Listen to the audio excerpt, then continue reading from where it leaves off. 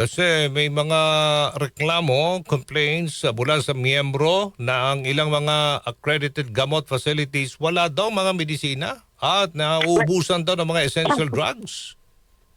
Well, gusto ko lang pong Opo. i-clarify also.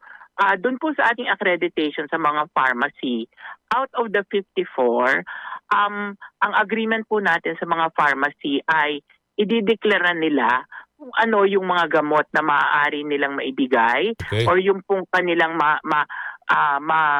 pwedeng makuha ng mga miyembro. So may mga farmasiya po na yung kabuuang 54 ay naibibigay. Meron naman po mga farmasiya na maaaring 40 lang doon sa drugs ang naibigay nila kasi yun lang po ang nai-commit nila. So may mga ganun din po akong gustong ipaliwanag at i-clarify na maaaring may mga farmasiya nga po na maaaring hindi makapagbigay, especially so kung talaga naman pong hindi nila dinidispense yung gamot na yon. Tapos, kung halimbawa po, may pagkakataon na naubusan, no? Na-clarify at ang nireseta ng ating yakap doktor ay 21. Pero ang naibigay lang po ay 14 or 14.